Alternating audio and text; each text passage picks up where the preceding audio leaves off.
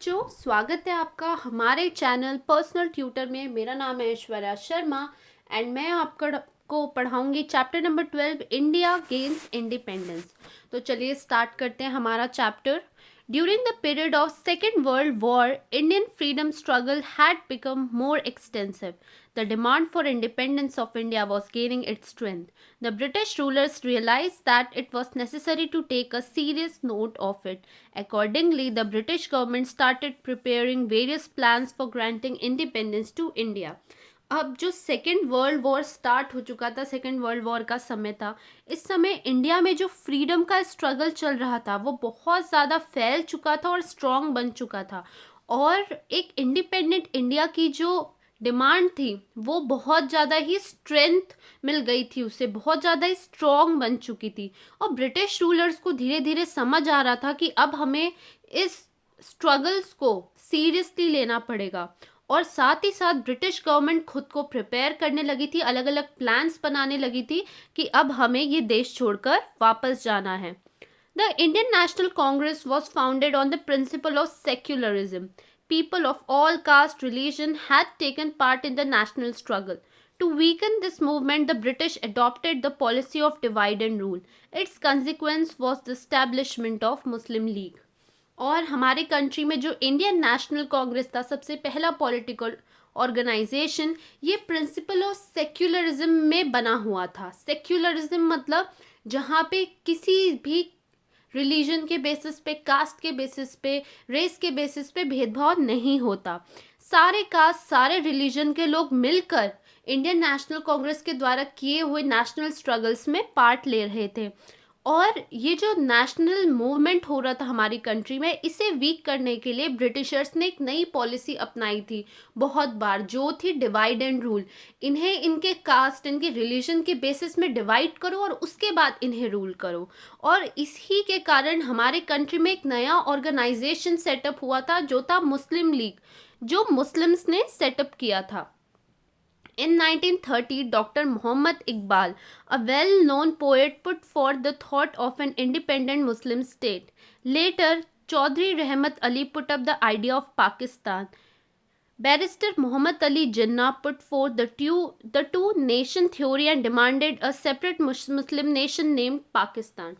1930 में जो डॉक्टर मोहम्मद इकबाल थे, जो कि पोएट थे, उन्होंने सबके सामने एक अलग मुस्लिम स्टेट का ऑप्शन रखा था कि हमारी इंडिया को दो पार्ट में डिवाइड किया जाए, हिंदुस्तान और दूसरा पाकिस्तान।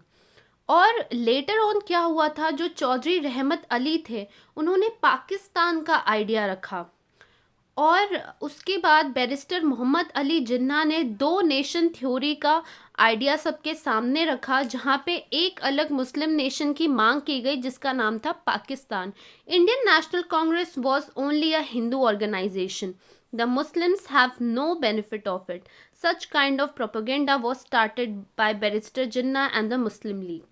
और इंडियन नेशनल कांग्रेस रियलिटी में तो सबके लिए बना था, यहाँ पे कास्टिज्म चलता ही नहीं था, साथ ही साथ रिलीजन के बेसिस में भी कभी कोई भेदभाव नहीं हुआ। लेकिन दो लोग, बैरिस्टर जिन्ना और मुस्लिम लीग के जितने भी मेंबर्स थे, उनका ऐसा मानना था कि इंडियन नेशनल कांग्रेस तो एक हिंदू ऑर्गेनाइजेशन है जो हिंदुइज्म को सपोर्ट करता है और इससे मुस्लिम्स का कुछ फ़ायदा नहीं हो सकता। इसलिए ये लोग अपने मुस्लिम लीग के हिसाब से सब प्लानिंग करते थे, अपनी ऑर्गेनाइजेशन में प्लानिंग करके अपने डिमांड सामने रखते थे। Coming to Wavell plan. In June 1945, Lord Wavell, the Viceroy of India, drew up a plan. There was different provisions in this plan. Accordingly, some of its provisions were that in central and provincial legislature, Muslim, Dalits and minorities should be given proper representation and there will be equal number of Hindu and Muslim members in Viceroy's Executive Council. जून 1945 में क्या हुआ, जो Lord Wavell थे, जो कि viceroy थे हमारे India के, उन्होंने एक प्लान सामने रखा और ये प्लान अलग अलग प्रोविजंस के ऊपर था। इस प्लान के हिसाब से जो सेंट्रल गवर्नमेंट थी और जो अलग अलग प्रोविंसेस की लेजिस्लेचर्स थी, वहाँ पे मुस्लिम्स को, दलित्स को, और जो भी माइनॉरिटीज़ में वुमेन भी आती है, उस समय नहीं आती थी जब ये प्लान रखा गया था। और जो भी माइनॉरिटी कम्युनिटी है, इन्हें इक्वल रिप्रेजेंटेशन, मतलब इनके लिए इक्वल सीट रखी जाएगी। हिंदू के लिए भी इक्वल सीट रखी जाएगी और मुस्लिम के लिए भी इक्वल सीट रखी जाएगी। कहाँ रखी जाएगी? जो वाइसरॉय है उसके एग्जीक्यूटिव काउंसिल पे। A meeting of all major political parties in India was organized at Shimla to consider the Wavell plan. और जितने भी बड़े बड़े पॉलिटिकल ऑर्गेनाइजेशन हमारी कंट्री में उस समय थे, इन सब की एक मीटिंग रखी गई शिमला में इस वेवल प्लान को सबके सामने इंट्रोड्यूस कराने के लिए। Barrister Jinnah insisted that only the Muslim League should have the right to suggest the names of Muslim representatives to the Viceroy's Executive Council. और जो बैरिस्टर जिन्हा थे, उन्होंने ये प्रपोजल रखा कि सिर्फ मुस्लिम लीग ही वो ऑर्गेनाइजेशन होगी जिसके पास हक होगा कि वो नेम सजेस्ट कर सकती है कि इस काउंसिल में मुस्लिम रिप्रेजेंटेटिव्स कौन कौन होंगे। But the Congress opposed it, therefore the Wavell plan could not be successful. लेकिन इंडियन नेशनल कांग्रेस ने इसका अपोज किया, क्योंकि इंडियन नेशनल कांग्रेस का मानना था कि इंडियन नेशनल कांग्रेस में हमेशा से मुस्लिम्स एंड हिंदूज ने मिलकर काम किया है और कहीं भी किसी भी रिलीजन को स्पेशल इम्पोर्टेंस नहीं दी गई। इसलिए वो लोगों ने इस चीज़ को अपोज किया और वेवल प्लान सक्सेसफुल नहीं हो पाया। Now coming to cabinet mission. After the end of Second World War, the British rulers were in favor of granting freedom to India. In the parliament, British Prime Minister Attlee clarified the British policy regarding India. According to it, the right of Indian people to draft their own constitution was recognized. और जैसे ही world war ख़त्म हुआ, British rulers ने इस चीज़ को accept कर लिया था और हाँ बोल दिया था कि वो अब हमारे इंडिया को फ्री कर देंगे। और जो ब्रिटिश पार्लियामेंट थी, वहाँ के जो प्राइम मिनिस्टर थे एटली, उन्होंने भी ब्रिटिश पॉलिसीज़ क्या क्या थी इंडिया के ऊपर रिगार्डिंग इंडिया, उसे भी क्लैरिफाई कर दिया था। और इसके हिसाब से जो इंडियन पीपल है, अब उन्हें हक दे दिया जाएगा कि वो खुद अपना कॉन्स्टिट्यूशन ड्राफ्ट कर सकते हैं। It was also made clear that the issue of minorities will not come in the way of India's independence. In March 1946, a delegation of British ministers, namely Patrick Lawrence, Stafford Cripps and A.V. Alexander, put forth England's plan regarding India in front of Indian leaders. This is called cabinet mission. और जो British parliament थी, उसने ये भी clear कर दिया था कि इंडिया में जो माइनॉरिटीज़ का इशू है, वो भी अब इंडिया के फ्रीडम, इंडिया के इंडिपेंडेंस के बीच में नहीं आएगा। मार्च 1946 पे कुछ ब्रिटिश मिनिस्टर्स थे, उनका एक ग्रुप था जिसमें पैट्रिक लॉरेंस थे, स्टैफोर्ड क्रिप्स थे, एवी अलेक्जेंडर थे, जिन्होंने इंग्लैंड का जो प्लान था इंडिया के रिगार्डिंग, वो इंडियन लीडर्स के सामने रखा, जिसका नाम था cabinet mission. Some of the provision in the plan were not acceptable to Congress. Similarly, there was no provision of independent state for the Muslims. So the Muslim League was unsatisfied. Therefore, cabinet mission was not fully accepted. अब ये जो cabinet mission सामने रखा गया था, इस पे कुछ ऐसे प्रोविजंस थे, कुछ ऐसे पार्ट्स या पॉइंट्स थे जो कांग्रेस को एक्सेप्टेबल नहीं थे, इसलिए वो लोग भी कैबिनेट मिशन के लिए राज़ी नहीं हुए।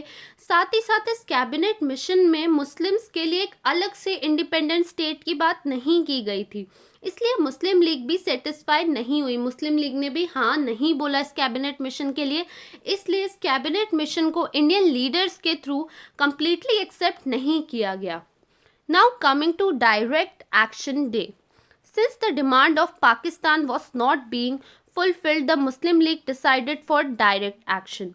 Accordingly, 16th of August 1946 was declared to be observed as Direct Action Day by the Muslim League. The followers of Muslim League resorted to violent ways. There were Hindu-Muslim riots in various parts of the country.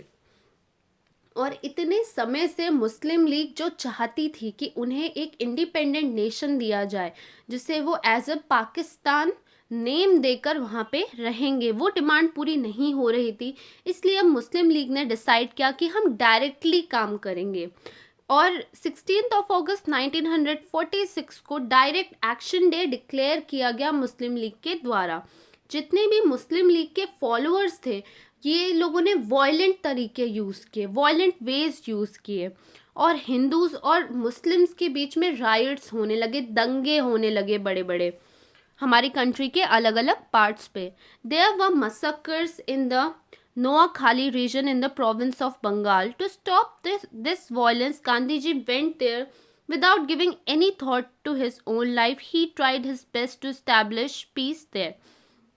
और इसी कारण से जो Noakhali area है बंगाल का, वहाँ पे भी मसक्कर होने लगे और इसी कारण से गांधी जी ने खुद की लाइफ के बारे में नहीं सोचा और उस वायलेंस के बीच में जाकर लोगों को रोकने की और वहाँ पे पीस स्टैब्लिश करने की पूरी कोशिश की। Establishment of interim government. While the blaze of violence had arisen in the country, Viceroy Wavell established the interim government. Pandit Jawaharlal Nehru was the head of this government. The Muslim League initially denied to participate in the interim government but later participated in it. But since the leader of Muslim League adopted the policy of obstruction, hence the interim government could not work smoothly.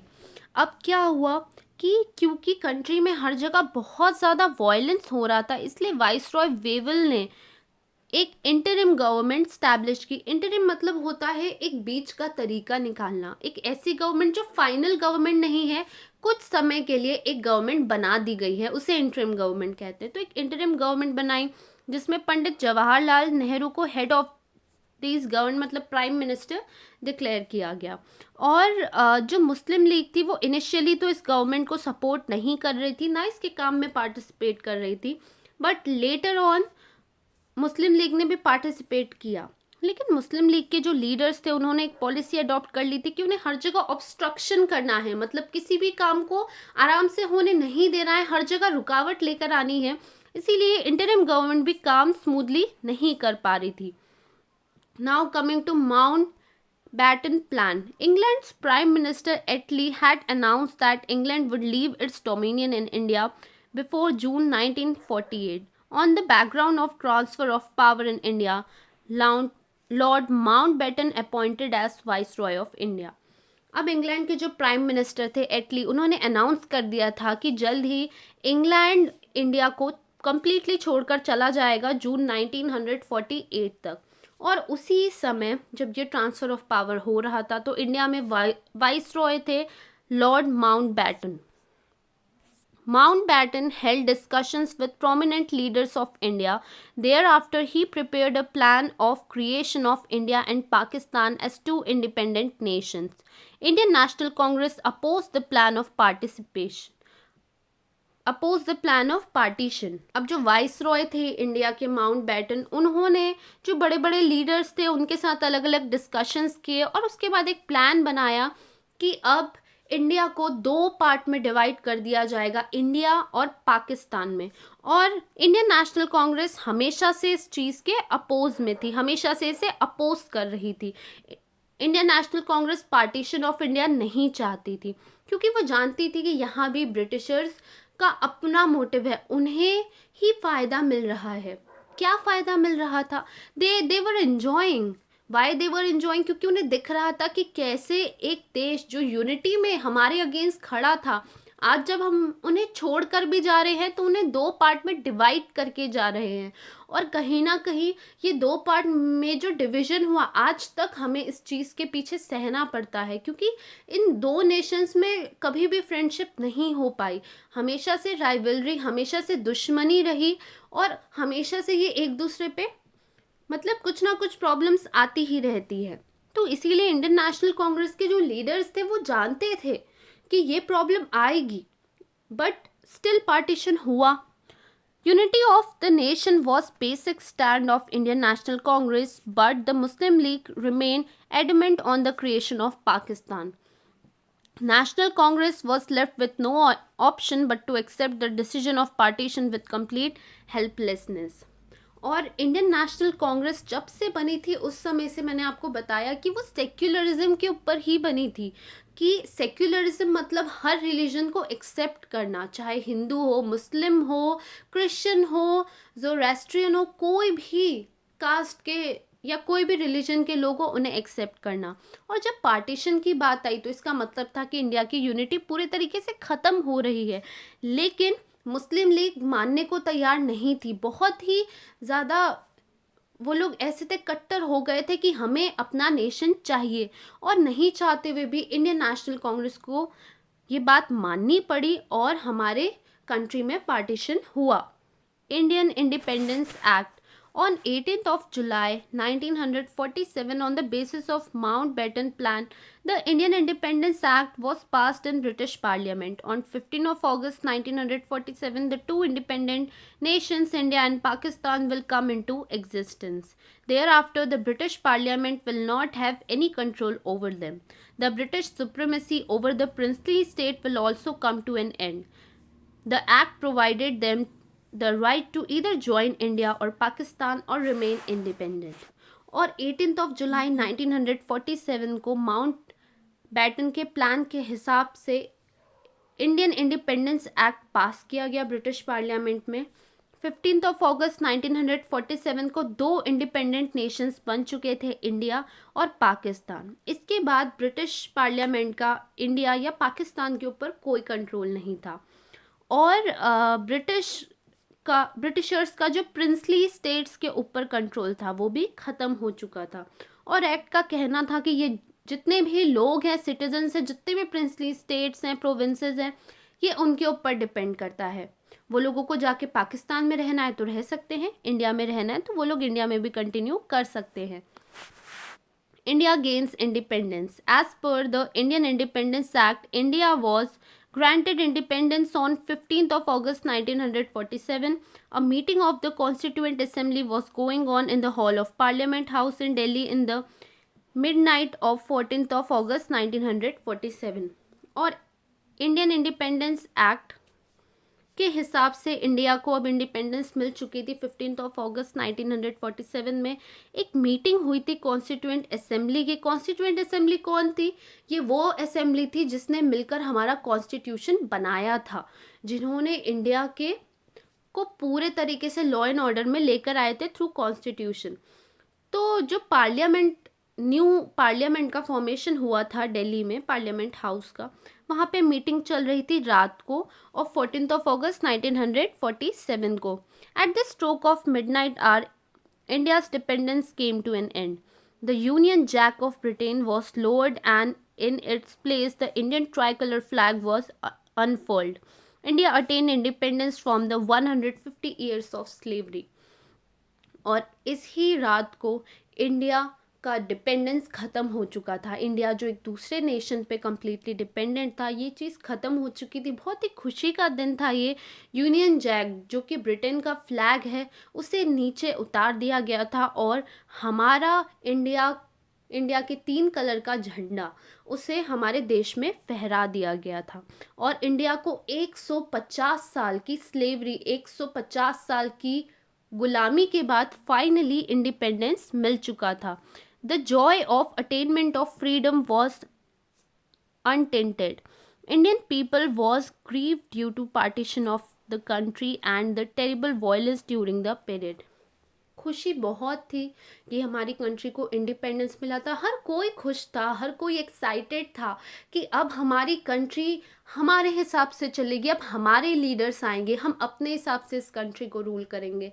लेकिन लोग बहुत ज़्यादा दुखी भी थे, क्योंकि जो partition हुआ था हमारी कंट्री में, ये बहुत ही पेनफुल समय था। ये कोई इजी समय नहीं था हमारी कंट्री में। आपको एक्चुअली यहाँ बहुत क्लियरली नहीं बताया गया, but still for an idea मैं आपको बताती हूँ कि कंट्री में जो पार्टीशन हुआ था, पार्टीशन में बहुत ज़्यादा ही प्रॉब्लम हुई थी। क्योंकि हो क्या रहा था कि जो भी लोग पाकिस्तान में हिंदूज थे उन्हें ज़बरदस्ती इंडिया भेजा जा रहा था, मार दिया जा रहा था, और इंडिया में भी ऐसा ही हो रहा था। तो कहीं ना कहीं बहुत ज़्यादा ही राइट्स थे, बहुत ज़्यादा लड़ाई झगड़ा वायलेंस बहुत ही ज़्यादा था। और आप खुद सोचो कि इंडिया इंडिया के लोगों ने इंडिपेंडेंस तो ले लिया था, लेकिन अब पहली बार एक ऐसी कंट्री कि गवर्नमेंट हमें सेटअप करनी थी जो हम लोग ही बनाएंगे, हमारा कॉन्स्टिट्यूशन, हमारी बनाए हुए लॉज, हमें ही पूरे देश को संभालना है। तो ये चीज़ भी बहुत ज़्यादा डिफ़िकल्ट थी। तो खुशी थी, पर साथ ही साथ बहुत सारी टेंशन और बहुत सारा दुख भी था लोगों के बीच में। Instead of joining the celebration of independence, Gandhi ji was striving hard in Bengal. Within 6 months of attainment of freedom of India, Gandhi ji was brutally assassinated by Nathuram Godse on 30th of January 1948. और जब पूरा देश independence की खुशी मना रहा था, गांधी जी बहुत ज़्यादा ही दुखी थे। वो उस समय बंगाल में थे और उन्हें खुशी नहीं थी। और 6 महीने के बाद ही इंडिया को फ्रीडम मिलने के गांधी जी को मार दिया गया था, उनका मर्डर हो गया था, जो किया था नाथूराम गोडसे ने। उन्हें गोली से मार दिया था 30th of January 1948 में। Gandhi ji strove day and night to preserve Hindu Muslim unity and laid down his life for the same. Gandhi ji ने अपना पूरा लाइफ, अपना हर दिन हिंदू और मुस्लिम्स को एक करने में निकाल दिया। और जब पार्टीशन हुआ तो ऐसे ही वो बहुत दुखी थे और फिर उनका मर्डर भी हो गया, उन्हें मार दिया भी गया। कहीं ना कहीं नाथूराम गोडसे ने जो गांधी जी को मारा था, ये एक मिसअंडरस्टैंडिंग में मारा था। ये उन्हें ऐसा लगा था कि कहीं ना कहीं पार्टीशन कंट्री का हमारे लीडर्स की वजह से ही हुआ है, पर ये झूठ था, ये बातें झूठ थी। ऐसा नहीं था, हमारे लीडर्स बिल्कुल नहीं चाहते थे कि पार्टीशन हो, और इस पार्टीशन की वजह से आज तक हम सह रहे हैं। एंड कश्मीर की जो प्रॉब्लम है, वो प्रॉब्लम इसलिए है कि कश्मीर का प्रॉपरली पार्टीशन नहीं हो पाया था, इसलिए आज भी कश्मीर के ऊपर कहीं ना कहीं लड़ाई सालों से चलती आ रही है और शायद चलती रहेगी। तो यहाँ पे आपका चैप्टर ख़त्म होता है। और यदि आपको कोई भी डाउट हो तो आप हमें श्योर कमेंट सेक्शन पे पूछ सकते हैं। एंड साथ ही साथ मैं आपको ये भी कहना चाहती हूँ कि आपको फिर भी बहुत ज़्यादा डेप्थ में चीज़ें नहीं दी हुई है, इसलिए आप इसके बारे में और पढ़ना चाहते हैं तो आप अलग अलग प्लेसेस हैं, आपको वेबसाइट्स मिल जाएंगी, बुक्स मिल जाएंगे, जहाँ पे आपको बहुत ही डेप्थ में हमारे इंडिया के इंडिपेंडेंस की स्टोरीज मिल जाएंगी। तो आप उसे पढ़ सकते हैं, बहुत इंटरेस्टिंग है and it is good to know about your own country. Thank you for watching.